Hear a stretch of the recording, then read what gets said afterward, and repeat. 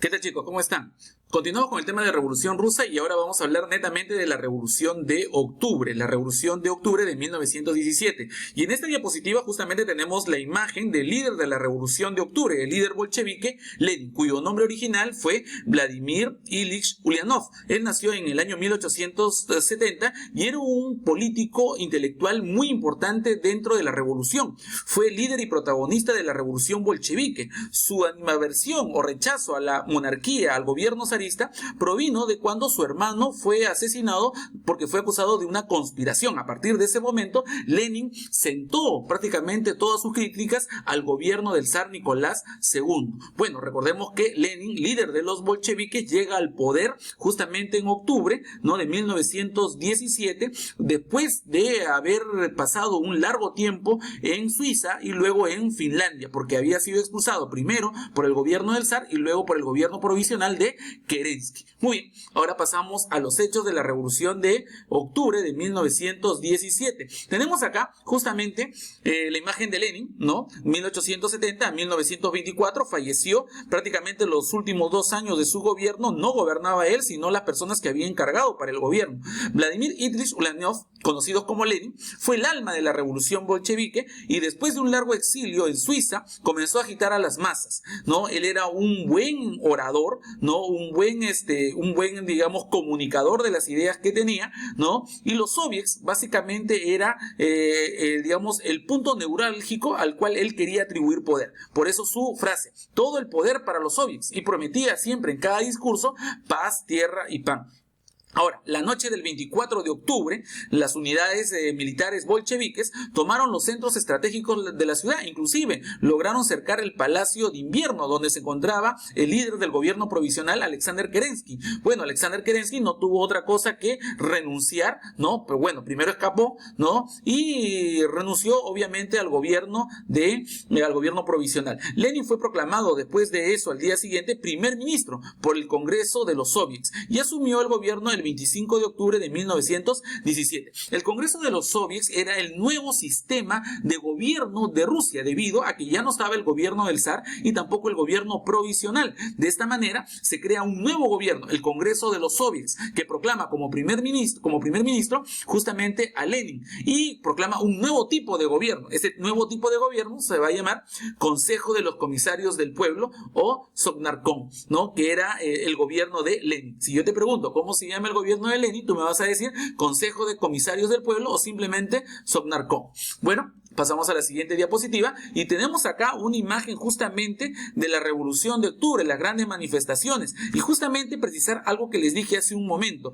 Para cuando sucedió la Revolución Rusa de 1905 y 1917, Rusia todavía ejercía el calendario juliano y no el calendario gregoriano ya reformado. Recuerden que entre el calendario juliano y el calendario gregoriano, que ya está corregido, hay una diferencia entre 13 y 14 días. Por lo tanto, la revolución de febrero no sucedió básicamente en febrero, digamos, en el calendario gregoriano, sino en los primeros días de marzo. Y la revolución de octubre no sucedió en octubre, bueno, en el calendario juliano, pero en el calendario gregoriano los primeros días de noviembre. Solamente hacer esa observación en esta diapositiva. Bueno, tenemos acá justamente la toma del Palacio de Invierno, las mujeres también, soldados que participaban en estos comités de obreros, ¿no?, y campesinos. El 24 de octubre de 1917, en la noche, decenas de asaltantes organizados por Trotsky irrumpieron en el Palacio de Invierno sin apenas resistencia. El Comité Revolucionario depuso a los últimos miembros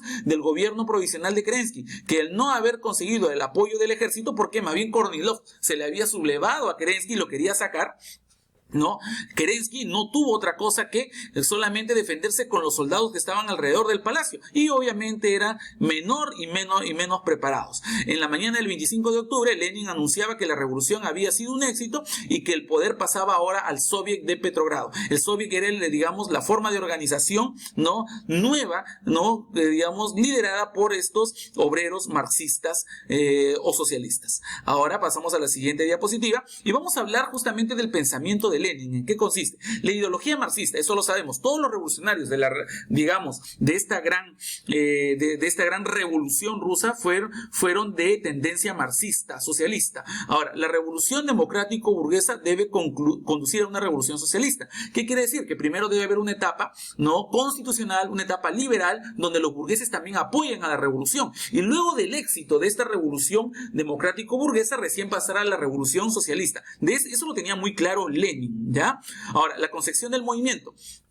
Los movimientos, la revolución debe ser dirigida por una organización sólida que se convierta en la vanguardia del proletariado. El proletariado no es otra cosa que los obreros y campesinos. Los proletarios son los obreros y campesinos que solamente tienen, ¿no?, su mano de obra como principal herramienta para poder conseguir un sueldo. ¿Te das cuenta? Ahora, el Partido Comunista, el PQS significa Partido Comunista de la Unión Soviética, era el llamado a dirigir justamente la revolución y así también consolidar el gobierno. La idea del Estado. El Estado debe ser controlado por un partido único, el Partido Comunista de la Unión Soviética, que establezca una democracia proletaria o dictadura del proletariado. La democracia proletaria, obviamente, es una democracia donde no participa la población, solamente los jefes de cada o líderes de cada soviet. Si, por ejemplo, hay 100 soviets, participan en la elección del primer ministro o presidente los jefes o líderes de cada soviet, o sea, solamente en 100 votos. ¿Se dan cuenta? Por eso no es una democracia directa. Ahora, la dictadura del proletariado, justamente Lenin la señaló como una forma para poder conducir al país, ¿no?, debido a las grandes diferencias y al gran atraso que existía en Rusia. Bueno, el resultado fue el régimen soviético, ¿no?, porque Lenin luego va a crear la Unión de Repúblicas Socialistas Soviéticas. A ver, y que esta se debe extender a todo el mundo, a través de distintas asambleas o reuniones llamadas Tercera Internacional Socialista.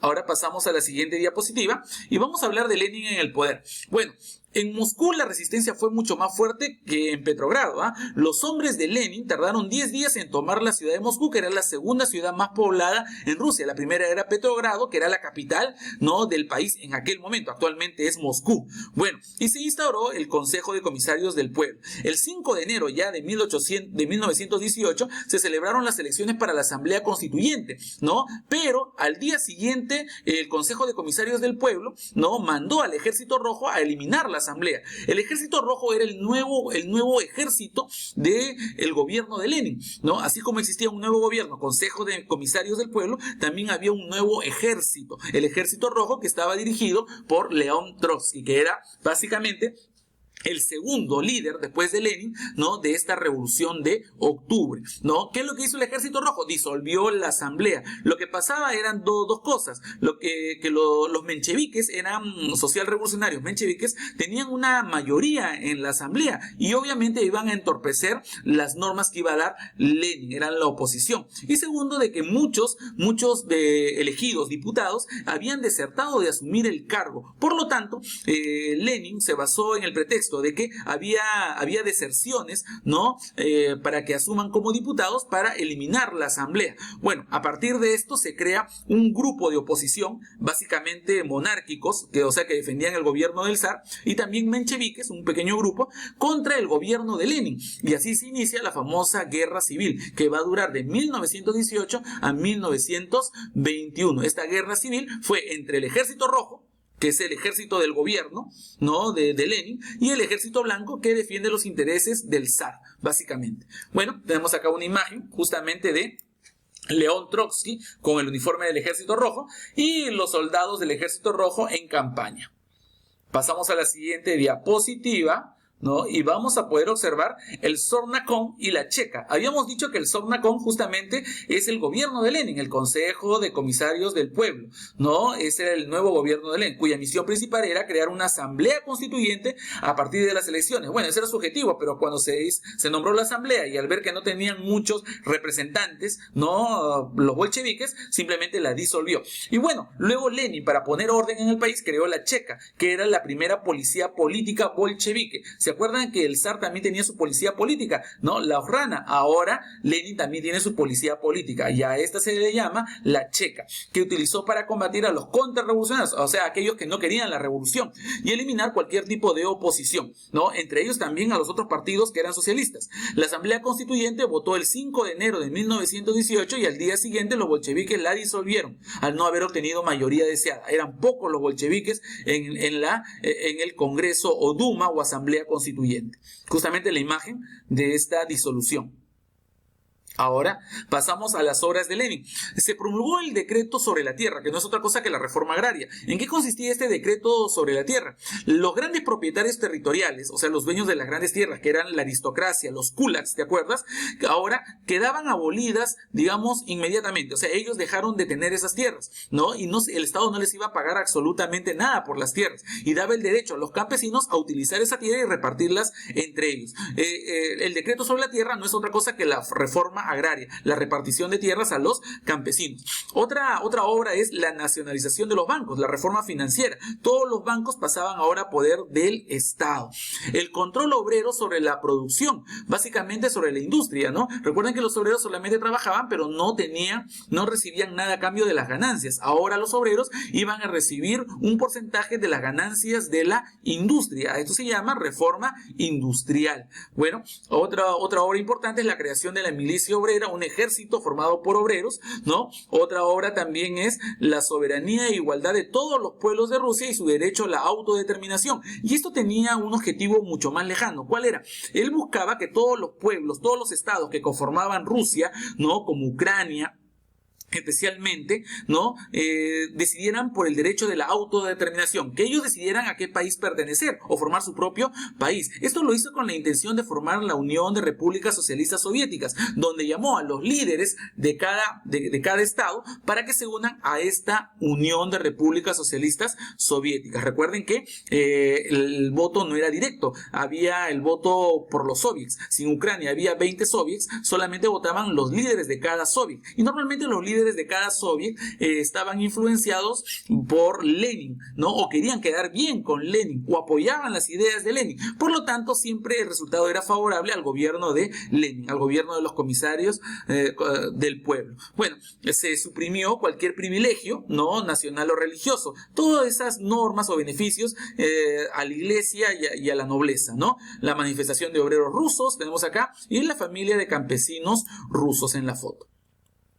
Ahora tenemos el tratado de Brest-Litovsk. Justamente acá hay que precisar algo importante. Lenin ordenó a Trotsky que, realizara conversaciones con el gobierno alemán. Y Trotsky llevó su lema, ni guerra ni paz, al máximo, ¿no? Este lema de ni guerra ni paz significa llegar a un buen acuerdo con Alemania. Por eso, el 9 de febrero de 1918, Ucrania firmaba con Alemania el famoso tratado de Brest-Litovsk, por el cual los imperios centrales, o sea, Alemania, reconocía la independencia de Ucrania. Iba a dejar de depender de Rusia. Bueno, eso era solamente por un momento, nada más. Ahora, el 3 de marzo de 1918 también se aplica este tratado de Brest-Litovsk a otros países como Polonia, Finlandia, Estonia, Letonia, Lituania y Ucrania, que ya lo había tenido. Prácticamente Rusia firmó este tratado, para no seguir en la guerra y concentrar todo su trabajo en la revolución. Lenin era consciente de que la Primera Guerra Mundial le iba a perder y por lo tanto decidió ceder territorios, por el momento porque luego los va a recuperar, ¿no? Para dedicarse de lleno a la revolución, a sentar las bases de la revolución, a sentar las bases de un nuevo gobierno, de un régimen socialista. Por eso firma el tratado de Brest-Litovsk. Podemos ver en el mapa justamente los territorios, Finlandia, Estonia, Letonia, Lituania, Polonia, Ucrania, que son los principales territorios que, van a declarar su independencia, pero que luego van a formar parte de la Unión de Repúblicas Socialistas Soviéticas, porque él pidió a cada uno de estos jefes, ¿no? Que por libre autodeterminación, ¿no? Decidieran si pertenecen a la Unión Soviética, ¿no? O se mantienen como estados independientes. Como la mayoría de estos soviets que formaban cada uno de estos estados, ¿no? Estaba en la misma línea que Lenin, votaban a favor de pertenecer a la Unión de Repúblicas Socialistas Soviéticas. Muy bien, chicos, tenemos justamente la imagen de la firma del tratado de Brest-Litovsk, ¿no? En marzo de 1918. Bueno, tenemos la fotografía de la familia real, la familia del zar Nicolás II. Muy bien, chicos, hacemos una pausa para regresar con la última parte de nuestro tema, Revolución Rusa.